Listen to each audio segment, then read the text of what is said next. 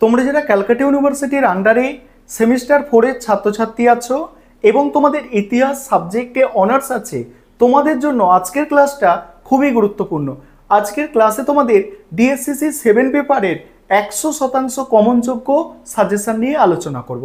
আর তোমরা যারা ইংলিশ ভার্সনের স্টুডেন্ট আছো, তোমরাও আজকের ক্লাসটা দেখো, কারণ সাজেশনটা তোমরা ইংলিশেও পেয়ে যাবে।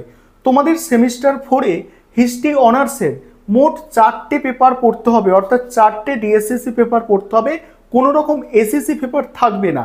এর আগে আমি তোমাদের ডিএসসিসি 5 এবং ডিএসসিসি 6 পেপারের সাজেশন দিয়েছি। আজকে ডিএসসিসি 7 পেপারের সাজেশন নিয়ে আলোচনা করছি এবং পরবর্তীকালে তোমাদের ডিএসসিসি 8 পেপারের সাজেশন নিয়ে আলোচনা করব। চলো আমি স্ক্রিন রেকর্ডের মাধ্যমে সাজেশনটা আলোচনা করছি, তোমরা দেখে নাও। আরেকটা বিষয় তোমাদের এখানে বলার আছে, তোমাদের জন্য স্টাডি মেটেরিয়াল তৈরি করা হয়েছে।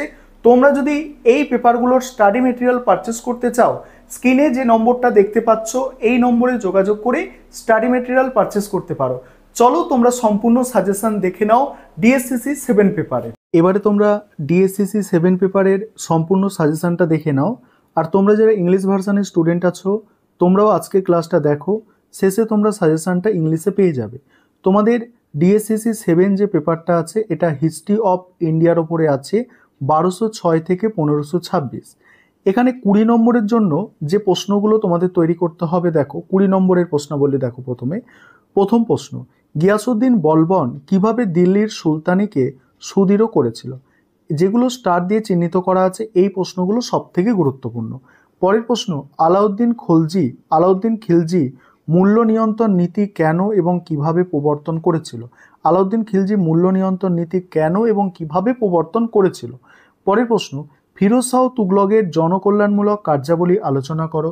নেক্সট আছে, সুলতানি যুগে নগরায়ন সম্পর্কিত বিতর্ক সংক্ষেপে বিশ্লেষণ করো। ইকতা ব্যবস্থার প্রধান বৈশিষ্ট্যগুলিকে চিহ্নিত করো। এটা কি জায়গির ব্যবস্থার পূর্বসূরি ছিল? পরের প্রশ্ন আছে সুলতানি যুগে ভারতে সুফিবাদের প্রসার কিভাবে ঘটেছিল?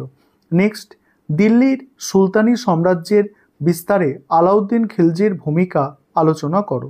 নেক্সট, তুমি কি মনে করো যে বিজয়নগর এবং বাহমিনী রাজ্যের সংঘাতের পেছনে প্রধান বিষয় ছিল ধর্ম?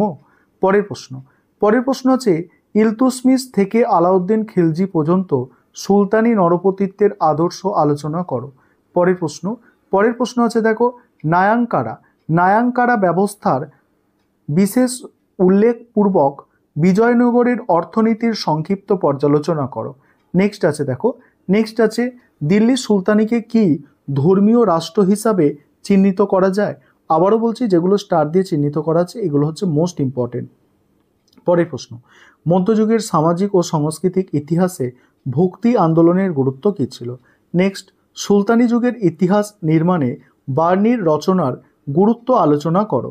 নেক্সট, মোহাম্মদ বিন তুগলক প্রবর্তিত বিভিন্ন পরিকল্পনাগুলি সংক্ষিপ্ত বিশ্লেষণ করো। নেক্সট, বিজয়নগর রাষ্ট্রের প্রকৃতি সংক্ষেপে বিশ্লেষণ করো। নেক্সট আছে সুলতানি স্থাপত্য রীতির ওপর একটি প্রবন্ধ লেখো। পরের প্রশ্ন, দিল্লির সুলতানির রাজনৈতিক সংহতি সাধনে ইলতুৎমিশের অবদান মূল্যায়ন করো। পরের প্রশ্ন, বিদেশি পর্যটকদের রচনা অবলম্বনে বিজয়নগর সাম্রাজ্যের বর্ণনা দাও। এবারে 5 নম্বরের প্রশ্নাবলী।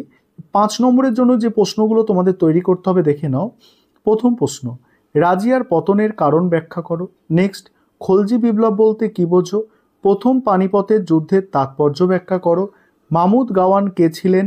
নেক্সট, হুসেন শাহ আমলে বাংলার সংস্কৃতির বিকাশ বিবৃত করো। সুলতানি যুগের স্থাপত্য সংক্ষেপে আলোচনা করো।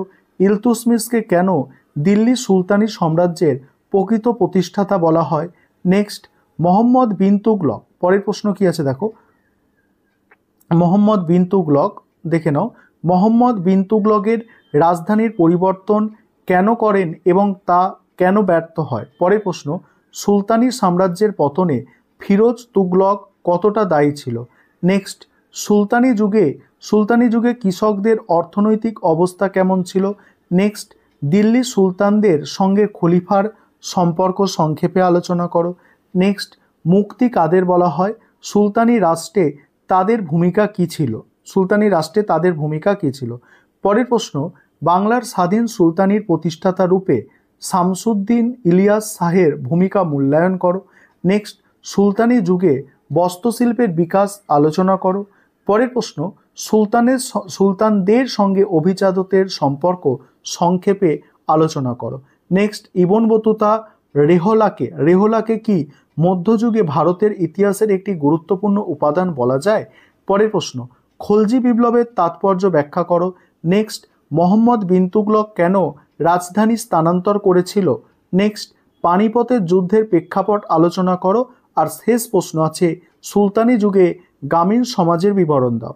আবারও বলছি, যে প্রশ্নগুলো অধিক গুরুত্বপূর্ণ সেগুলো স্টার দিয়ে চিহ্নিত করা হয়েছে এবং আশা করা হচ্ছে এই স্টার দেওয়া প্রশ্নগুলোর মধ্যে থেকেই তোমরা পরীক্ষায় সমস্ত প্রশ্ন কমন পাবে। এবার তোমরা যারা ইংলিশ ভার্সনের স্টুডেন্ট আছো, তোমরা সম্পূর্ণ সাজেশনটা দেখে নাও। আমাদের ইংলিশ ভার্সানে স্টাডি মেটেরিয়াল তৈরি আছে, তোমরা চাইলে বেঙ্গলি ভার্সানের পাশাপাশি ইংলিশ ভার্সানেও স্টাডি মেটেরিয়াল পারচেস করতে পারো। আমাদের বেঙ্গলি ভার্সানের স্টাডি মেটেরিয়ালের প্রাইস যা, ইংলিশ ভার্সানেও কিন্তু স্টাডি মেটেরিয়ালের প্রাইস ঠিক এক, অর্থাৎ সেম নেওয়া হয়। তোমরা চাইলে ইংলিশ ভার্সানেও স্টাডি মেটেরিয়াল পারচেস করতে পারো। দেখো, তোমাদের 4টে পেপার আছে, 4টে পেপারের স্টাডি মেটেরিয়াল কিন্তু রেডি আছে, তোমরা যোগাযোগ করে স্টাডি মেটেরিয়াল কিন্তু পারচেস করে নিতে পারো। দেখে নাও সম্পূর্ণ এই হচ্ছে তোমাদের সাজেশন।